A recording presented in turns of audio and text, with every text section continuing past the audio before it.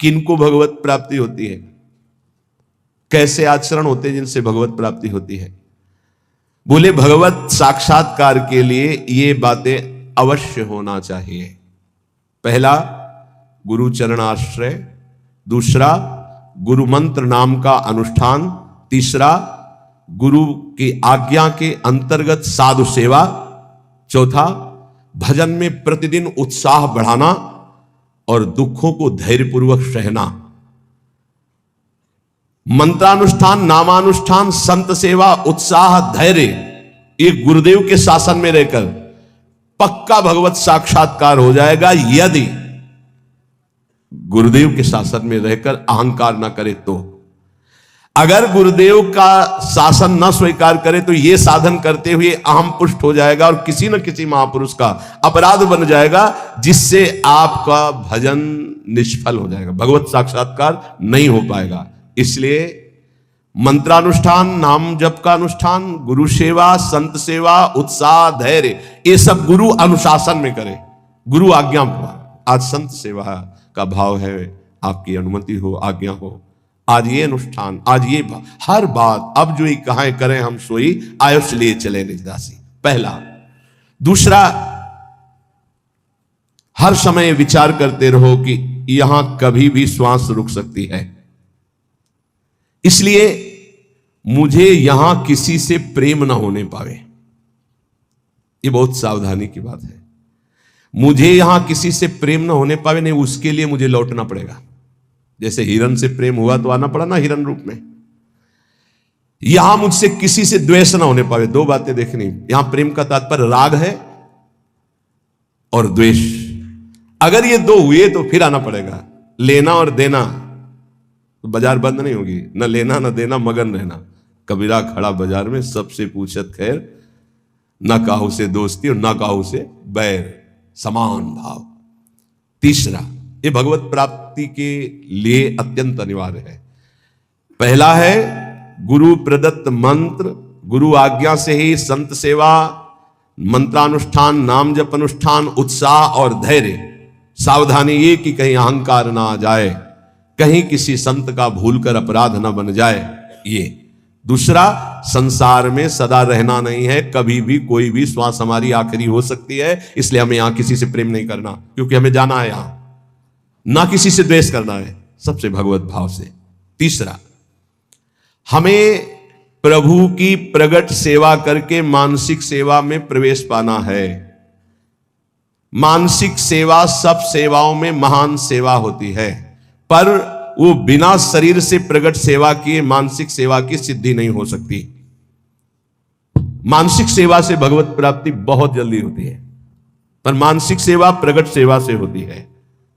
चौथा, सब साधनों में सर्वश्रेष्ठ साधन और साध्य नाम पाया गया है। नाम, जो चलते फिरते उठते बैठते खाते पीते हर समय नाम जप करता रहता है, 24 घंटे चेतना जब है तब नाम चल रहा है। ये नाम जप का अभ्यास अंत समय के लिए किया जाता है कि जब हमारा आखिरी समय हो तो नाम जप हमारे हृदय में गूंज रहा हो। जीवन भर आप अभ्यास करो, अंतिम समय भगवान तुम्हारा अभ्यास बन जाएंगे, अंतिम समय भगवान स्मरण बन जाएंगे। ये बड़ा आनंद का विषय होता है जब कोई भयावह परिस्थिति आती, कष्टपूर्ण, और उस समय जब देखो कि मंत्र नाम चल रहा है, प्रिया जो मुस्कुरा रहे, बड़ा शीतल हृदय रहता है। ठीक है, बिल्कुल ठीक है, कनेक्शन सही है। उस समय हाय हाय मच जाए, प्रभु को भूल गए, संकट परिस्थिति, विपत्ति परिस्थिति आई या कोई भयानक परिस्थिति, फिर तो गड़बड़ है। ये अभ्यास भजन का 24 घंटे किस लिए किया जाता है? अंतिम समय के लिए। अंतिम समय निकल जाए, राधा कृष्ण हरि, बात बन गई। जब कोई जीवन भर अभ्यास करता है, ध्यान से सुनना, तो अंतिम समय उसका स्मरण भगवान बनते हैं। भगवान में अनन्य भाव आ जाना, बस बिल्कुल भगवत साक्षात्कार होने वाला ही है। ये अंदर की बात है, जबान की नहीं है। अंदर से अनन्यता केवल अपने आराध्य देव की अब दर्शन होने वाले ही है। शरणागति का मर्म है पूर्ण आत्मसमर्पण। ये आत्मसमर्पण बिना गुरुदेव के नहीं होता। आत्मसमर्पण करना भी हमको नहीं आता, वो गुरुदेव की कृपा से होता है। प्रभु प्रेम के सब साधन एक तरफ और आत्मसमर्पण एक तरफ। जिव ही आत्मसमर्पण दृढ़ होता है, तेव ही उपासक के नेत्रों के सामने युगल सरकार झलकने लगते हैं।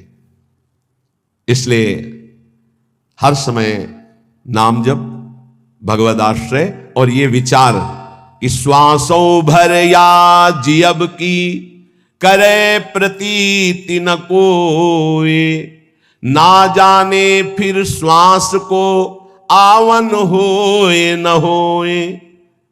राधा राधा राधा।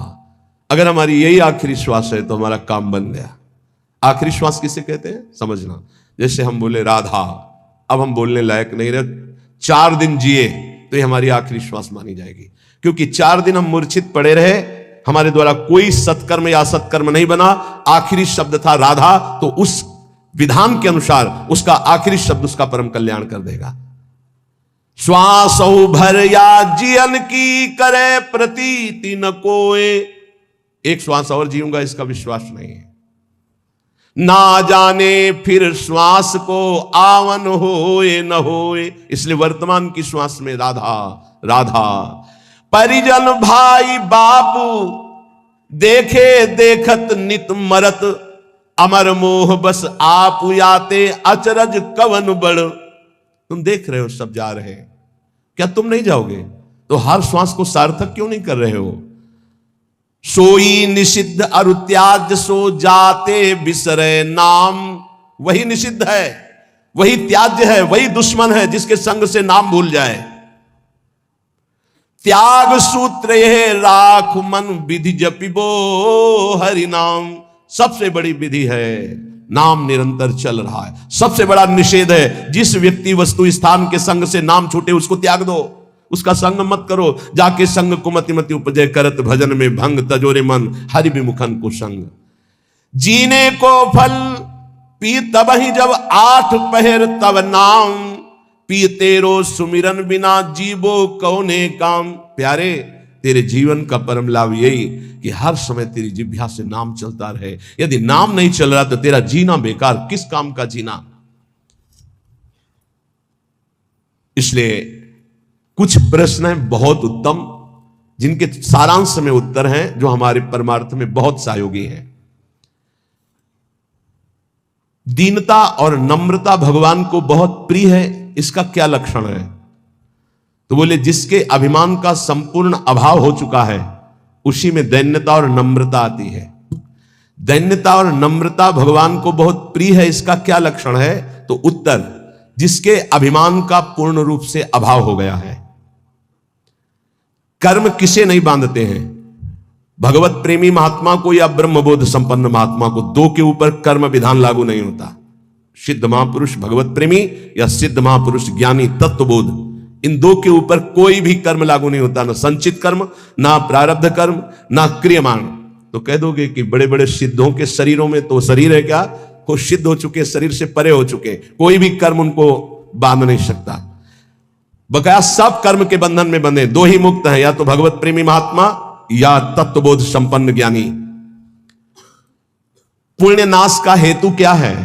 पुण्य कैसे नष्ट हो जाते हैं? जब कोई अहंकार में भरकर अपने पुण्य की चर्चा करता है, उसी समय सारे पुण्य नष्ट हो जाते हैं। ध्यान देना, वो वृंदावन गए थे, 100 संतों को फिर रबड़ी और खीर पवाई और फिर 100 दक्षिणा भी दी। अरे हम कहा तो चलता ही रहता, फिर एक सेव और महात्मा लोग तो कह रहे थे जैसा तुमने पवाया वैसा तो आज तक पाया ही नहीं, सब गया तुम्हारा, सब गया, जो तुमने किया था सब नष्ट हो गया। ध्यान देना, पुण्य नष्ट कैसे हो जाते हैं? अहंकार में भर करके अपने किए हुए पुण्यों का वर्णन करने से पुण्य नष्ट हो जाते। बहुत ही लाभदायक प्रश्न उत्तर है। 4 लोग बैठे, वो प्रयाग गए थे तीर्थ, संगम में 4 बजे स्नान किया, फिर ऐसा सर्दी तो थी पर हमने कहा ऐसा, और हमने दान भी दिया, वो सब जा रहा है, सब नष्ट हो रहा है। कभी अपने सुकृतों को, अच्छे कार्यों को, भगवत कार्यों को प्रकाशित ना करे। पता नहीं लोगों के दिमाग में क्या भरा रहता है।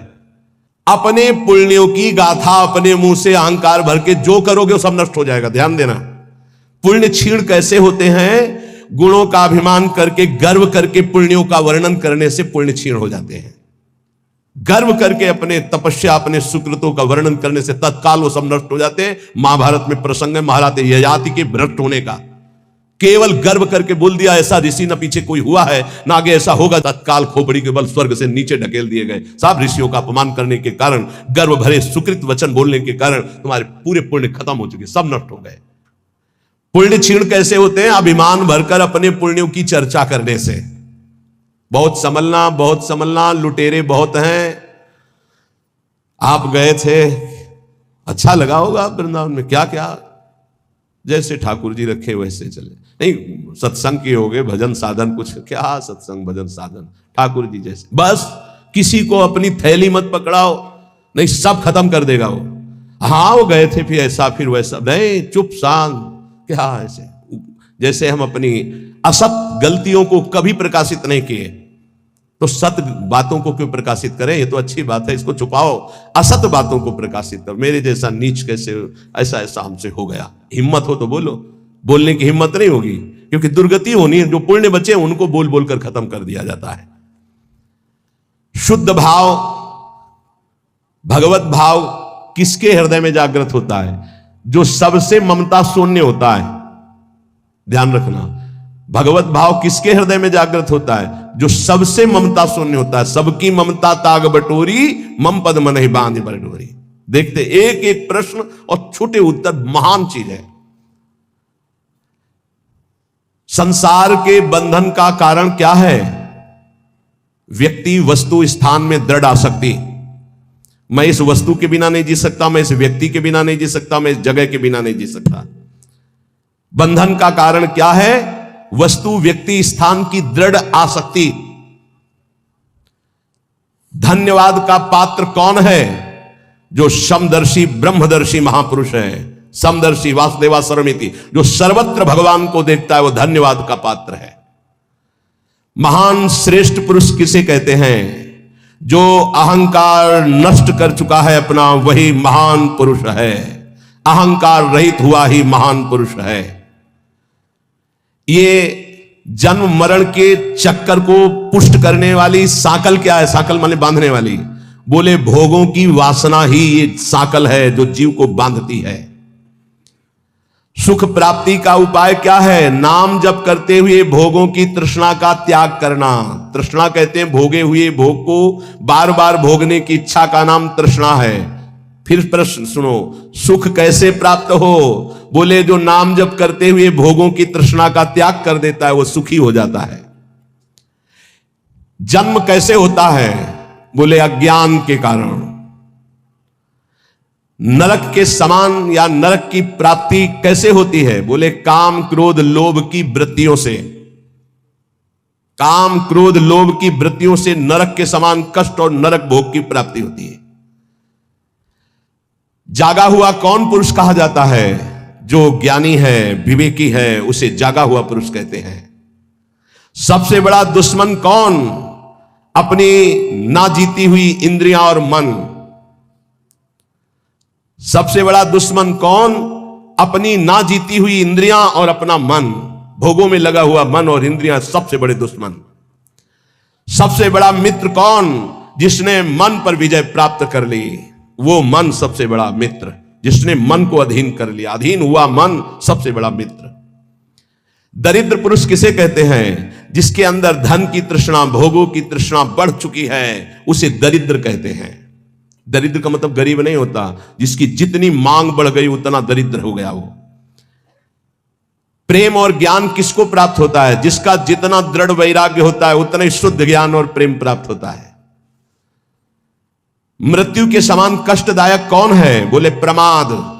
भजन में प्रमाद, दिनचर्या में प्रमाद, साधन में प्रमाद, कर्म करने में प्रमाद। ये प्रमाद ही मृत्यु के समान भयावह है। कैसे? प्रमाद किसे कहते हैं? ना करने योग्य के कार्य करने में रुचि और करने योग्य कार्य में अरुचि। ये जितनी जेल भरी है प्रमाद से ही भरी है। प्रेम किससे करना चाहिए? जो अपनी आत्मा है, जो अपने प्राणों से भी अधिक प्रिय है। कौन? अपने प्रभु। प्रभु से प्यार करना चाहिए। संपत्तिवान किसे कहते हैं? नाम जापक को। धनी कौन? सबसे बड़ा संसार में धनी कौन? बोले जिसके पास जितना नाम रूपी धन है वही संपत्तिवान। ऐसा कौन सा बंधन है जिसे खोलना बहुत कठिन है? बोले आसक्ति। ये आसक्ति है पर ये जा नहीं सकती।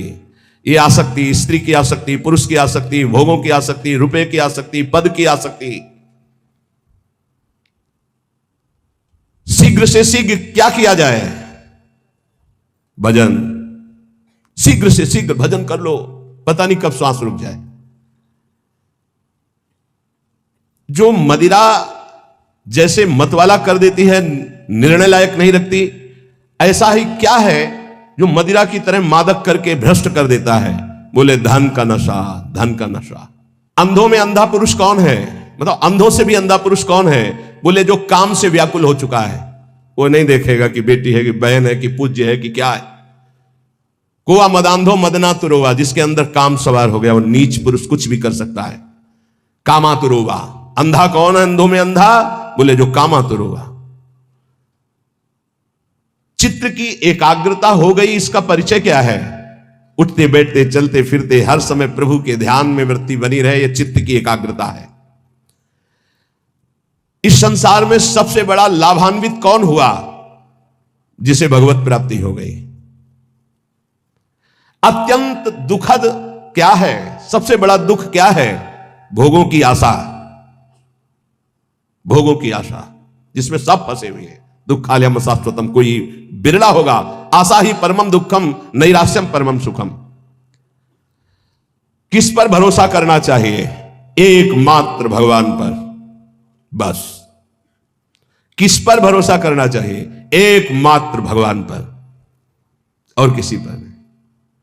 जिनको हम अपनी रक्षा में समझ रहे हैं वही भक्षक हो जाते हैं। एकमात्र रक्षक श्री भगवान है। अब यहां एक बात देखना है, कभी कभी अज्ञानी जीव ऐसा कहते हैं कि देखो इसको ऐसा क्यों हो रहा है, तो भगवान क्यों नहीं बचा लिए? कर्म का भोग है। जीव अपने कर्म का भोग भोगता है। वो स्वभाव को समझिए, कुसुमादपि कोमलाने वज्रादपि कठोराणे। वो कुसुम से भी कोमल हृदय का, वज्र से भी कठोर हृदय का है। जो कर्म जैसे करता है उस जीव को वैसे ही भोगना पड़ता है, वैसे ही भोगना पड़ता है। फिर लोग प्रश्न करते हैं कि कहते हैं भगवान तो चराचर जीव के स्वामी हैं, उन्होंने इस जीव को क्यों नहीं बचा लिया? तो दो सिद्धांत समझ लोगे तो आपको भ्रम खत्म हो जाएगा।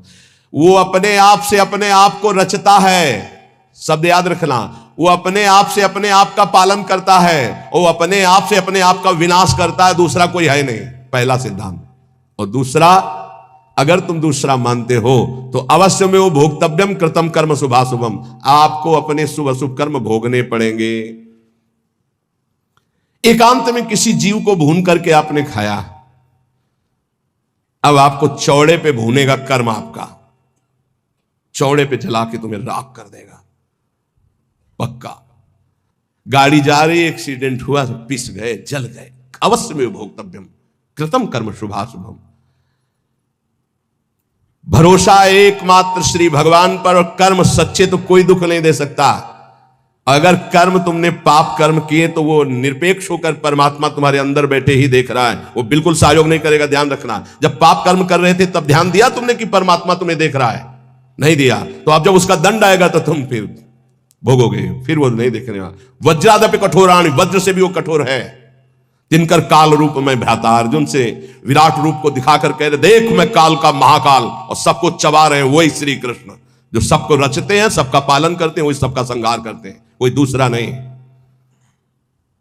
जो विवेकवान है वो कभी संशय नहीं करता कहां गया भगवान, कैसे रक्षा। अरे वही है, वही उन्हीं में है, वही आग बना हुआ जल रहा है, वही आग है। बस किसका जीवन सबसे पवित्र और श्रेष्ठ माना जाएगा? जो निरंतर भगवान की आज्ञा में रहकर भजन करते हुए कर्तव्य कर्म करता है। समाधि किसे कहते हैं? जो चलते फिरते उठते बैठते हर समय परमात्मा चिंतन में डूबा हुआ है, एकात्म भाव से। संपूर्ण त्रिभुवन को किसने जीत लिया? जिसने मन को निर्विषय कर लिया। मन को जीत लिया, त्रिभुवन को जीत लिया। संसार में सबसे श्रेष्ठ और महान कर्म कौन सा है? नाम जप, नाम कीर्तन, भगवत गुण श्रवण, भगवत गुण गायन। इस संसार में सबसे बड़ा वीर महान योद्धा कौन है? जिसने कभी काम के आगे घुटने नहीं टेके। जो काम विजयी है वो सबसे बड़ा योद्धा है। महान सुख प्राप्ति का उपाय क्या है? किसी से भी आसक्ति न करना।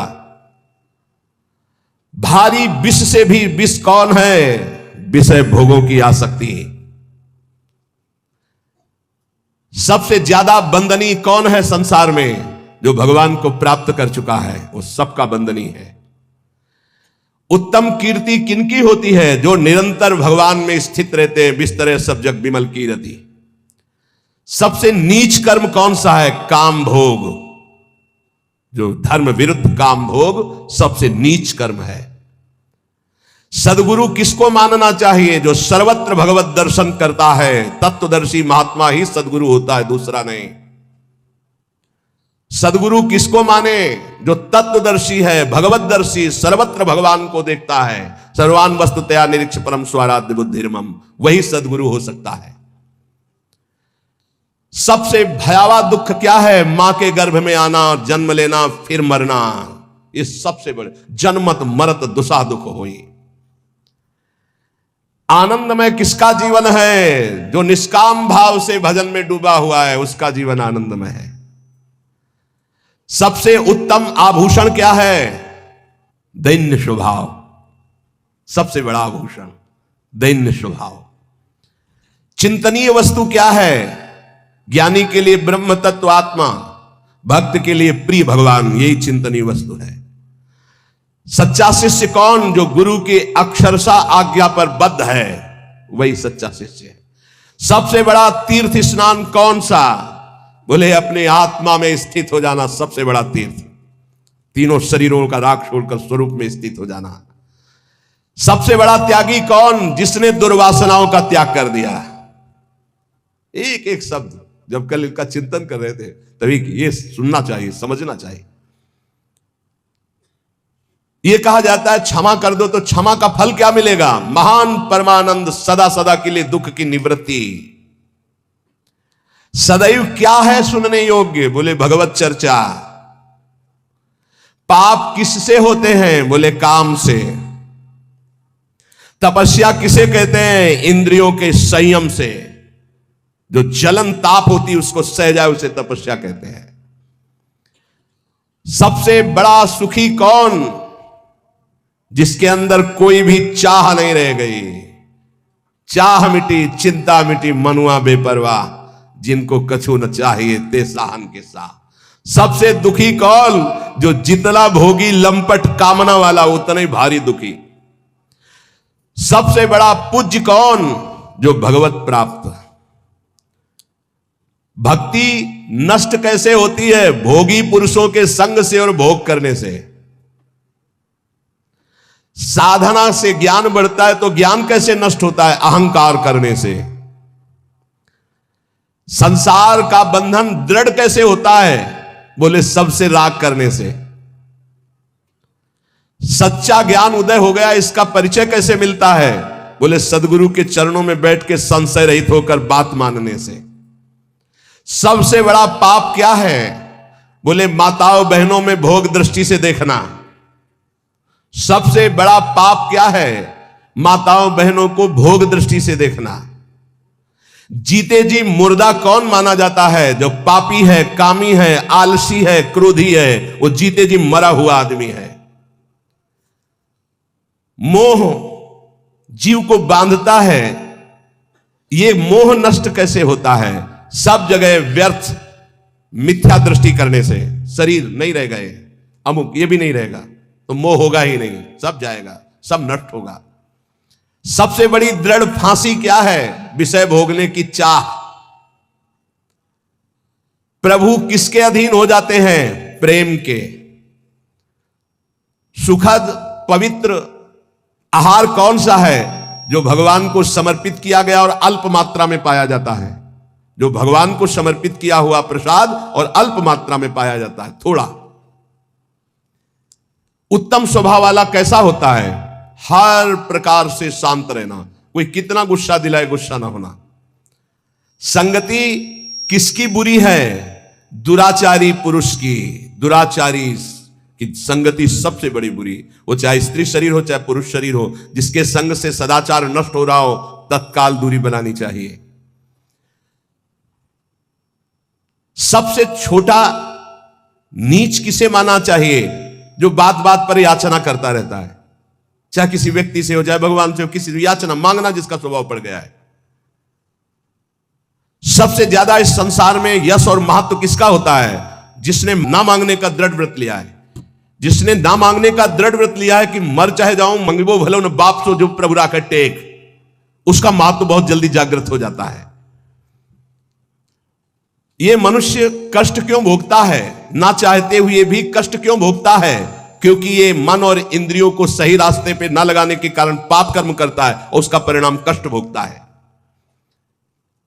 एक सरल उपाय बताइए जिससे भगवान रीझ जाए। नाम जप करते हुए पुकार पुकार कर उनसे प्रार्थना करो, राधा। हम नाम उच्चारण कर रहे, मनो बुला रहे, राधा राधा राधा। फिर देख लेना साधक सबसे ज्यादा त्याग किसका करे? कुतर्क और कुसंग का। प्रेम का स्वरूप क्या समझा जाए? अपने प्रेमास्पद प्रभु के हर समय समीप रहना चिंतन के द्वारा।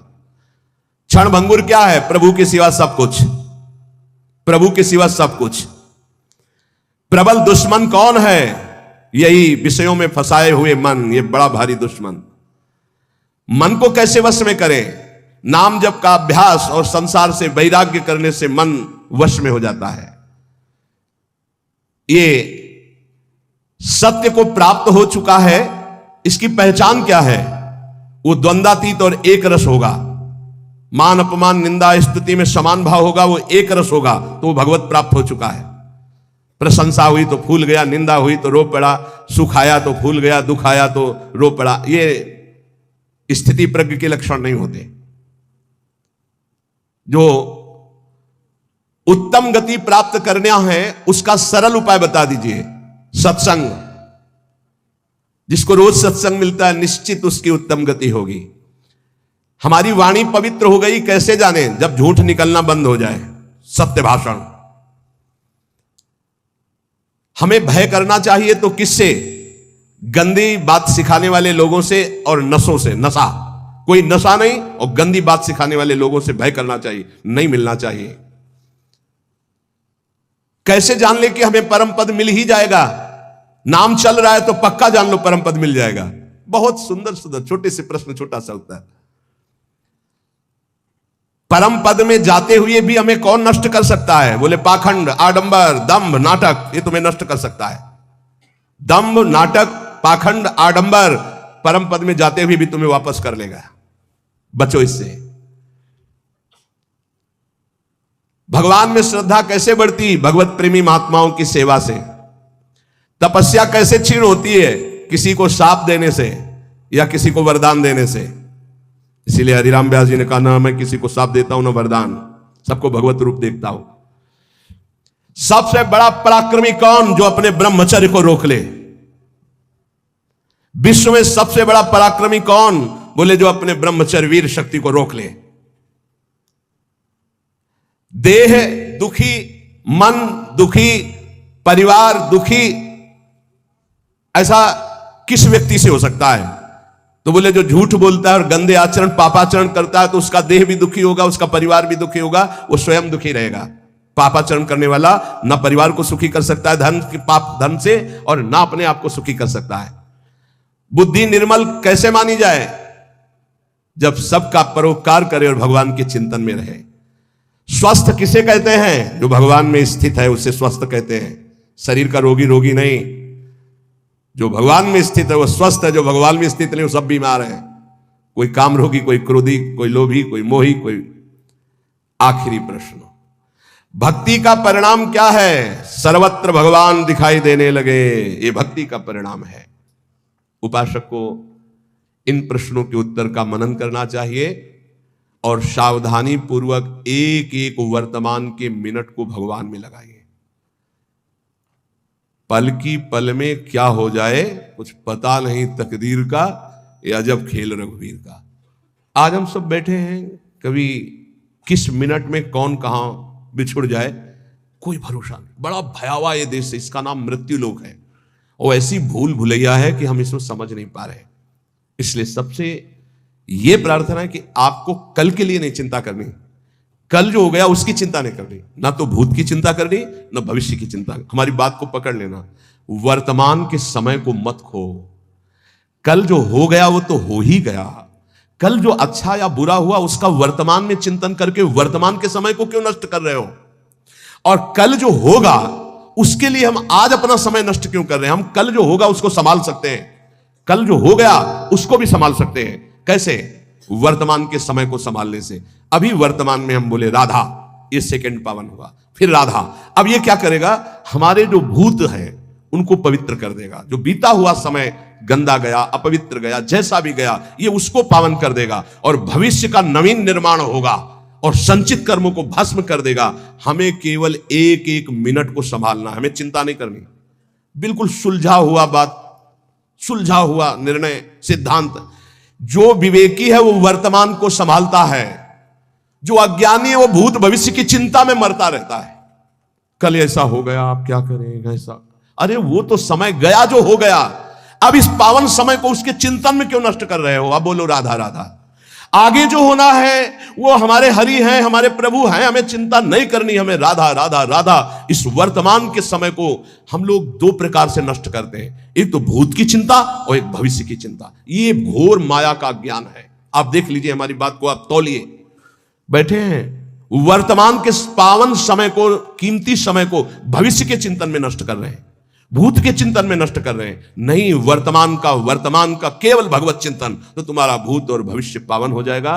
और ये जन्म केवल भगवत प्राप्ति के लिए, कभी भी कुछ भी घटना घट सकती है। इन शरीरों को पानी का बुलबुला समझो, बहुत भयावह शरीर है। अभी आपको बुलावे में डाल दिया गया है, इसलिए आपको समझ में नहीं आ रहा। आप यदि किसी लड़की का या लड़के का चिंतन करते हैं, ये लड़का बहुत अच्छा है, ये लड़की बहुत अच्छी है, और आप उसको देखे बार बार उसको आप जूम कर रहे हैं आंखों से, भीतर उसका चिंतन कर रहे हैं, वो कैसी थी कैसी थी कैसी थी, कैसा था। फिर क्या होता है? वही आपके सपने में आती है या आता है। ये बात सही है कि गलत है? बोलो। खासकर सपने में वही लड़की वही, मैं नहीं कहता, लेकिन लड़की आती है और लड़का आता है। वही सपना आता है उसी चीज का जो आप सोचते हैं और जो आप देखते हैं। हाँ या ना? आप पैसे के बारे में ज्यादा सोचो, सपना पैसे का आएगा। हाँ या ना? आप मरे के ज्यादा सोचो कि फलाना मर गया, तो आपके सपने में भी मरा, जल्दी चिताएं दिखने लग जाएंगी मरे सपने में। पूरा सिस्टम काम करता है वैसे। इसी सिस्टम के अकॉर्डिंग ये रील्स बनाई गई, ये मोबाइल का सॉफ्टवेयर डेवलप किया गया, इसी थॉट के अकॉर्डिंग, इसी विचार पर ये सिस्टम चलता। जो मोबाइल पर रील आप देखते हो ना, इसी थॉट पर सब लागू होता है। जिसने ये रील का सिस्टम बनाया है कि आपके मोबाइल पे कौन सी रील आएगी, आपको जो दिखाना चाहता वही दिखाएगा, ये सब यहीं से सिस्टम गया है। आपके साथ भी तो यही होता है, जिसके बारे में सोचते हो सपने में वही तो आता है। हाँ, जैसा आप सोचते हो ना वैसा आप देखते हो, और जैसा देखते हो वैसा आप बन जाते हो। इसलिए कहता हूं कि कहीं आप गलत ना बन जाओ, कहीं आप गलत ना देख लो। इसलिए हमारे ऋषि मुनियों ने वेद पुराण आपके लिए उपलब्ध कराए कि ये पढ़ो, ये देखो और भगवान के बारे में चिंतन करो। गली गली मंदिर बना के तुम्हें दिए तुम्हारे पुरखे, तुम्हारे बाप दादा, इतने बड़े बड़े धाम बना के दिए कि देखो भगवान का अवतार हुआ, कि देखो तुम्हें देखना है तो भगवान को देखो, भगवान के धाम को देखो, ताकि तुम भगवान का चिंतन करते सोओगे तो सपने में भगवान का दर्शन होगा, तुम्हारा कल्याण होगा, तुम्हारे भीतर अच्छे विचार आएंगे। कहीं गलत विचार एक बार आ गए, एक बार तुमने गलत वीडियो देख ली मोबाइल पर, फिर वो गलत वीडियो ही आती रहेंगी। हाँ या ना? काफी दिनों तक। बात सही है कि गलत है?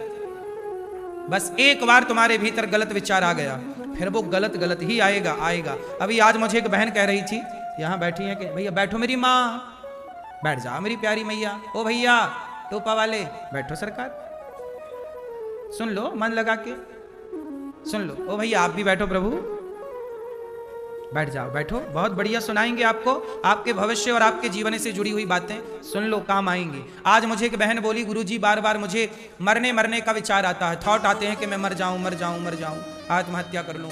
हाँ, एक बार आपने आत्महत्या करने का सोचा तो बार बार वही विचार आएंगे, और वही विचार ज्यादा हावी हो जाते हैं ना, तो फिर आप आत्महत्या कर भी लेते हैं। हाँ या ना? इसी का नाम है भूत। लोग कहते हैं ना भूत लग गए, ये भूत भूत कुछ नहीं होता, विचारों का ही भूत होता है। किसका भूत होता है? विचारों का। जैसे विचार आते जाएंगे वैसा वैसा आप कुछ भी नहीं है, आप कोरा कागज हैं। आप क्या हैं? कोरा। आप कोरे कागज हैं। इस कोरे कागज में जो लिख दिया जाए वो लिख जाएगा। आप गाली लिख दो इसमें तो गाली आ जाएगी, इसमें कीर्तन लिख दो तो कीर्तन आ जाएगा। इसमें कागज की कोई गलती नहीं है, लिखने वाले की गलती है कि वो कीर्तन लिख रहा है कि गाली लिख रहा है। हाँ या ना?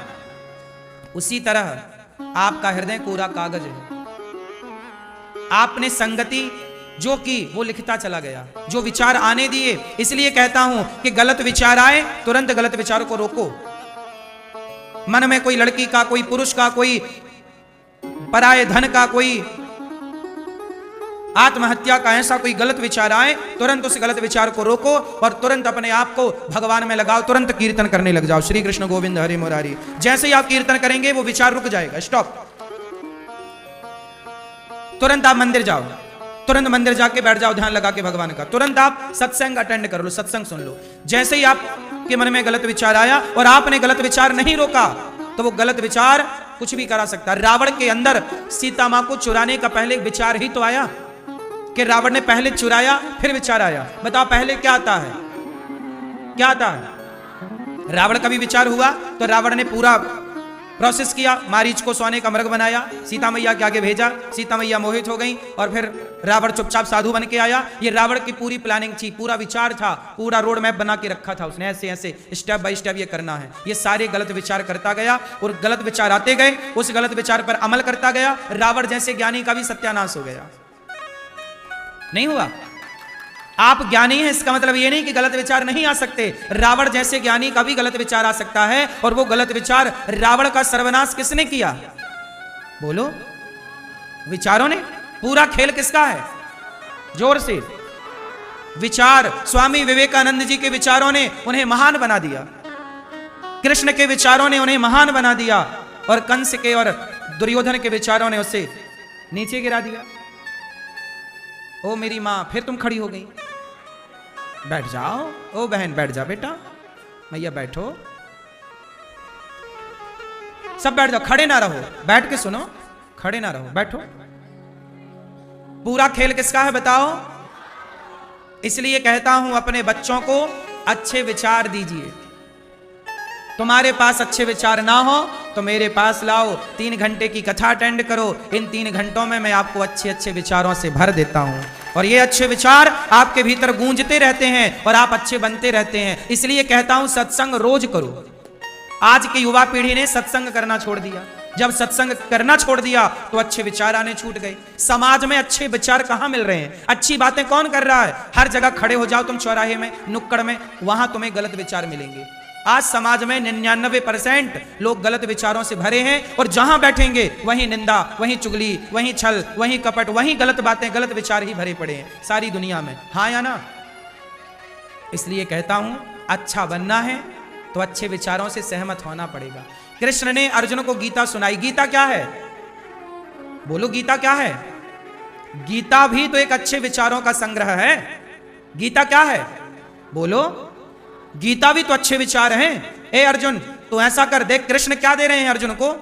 अच्छे थॉट दे रहे हैं, अच्छी विचारधारा दे रहे हैं और उस विचारधारा को अर्जुन ने फॉलो किया, महाभारत जीत गए। हाँ या ना? आप मेरी विचारधारा पर चलोगे तो सुखी रहोगे। आपकी अपनी विचारधारा क्या है मैं उस पर बात नहीं करता। आपकी विचारधारा यदि अच्छी है तो मैं उस अच्छी विचारधारा को प्रणाम करता हूं, नहीं है तो बनाइए। आज समाज परेशान किसके कारण है? केवल विचारों के कारण। लड़ाई किसकी है? हिंदू मुस्लिम क्या है? हिंदू का शरीर भी हड्डी खून से बना है, मिलकर आंतों से, नसों से मिलकर बना है। हिंदू का भी पेट होता है, मुसलमान का भी पेट होता है। हिंदू के 2 पांव, मुसलमान के 2 पांव, हिंदू की 2 आंख, मुसलमान की 2 आंख। पूरा ईश्वर की तरफ से जो स्ट्रक्चर बना, शारीरिक संरचना, वो तो हिंदू मुस्लिम सिख ईसाई की, बोलो, एक है।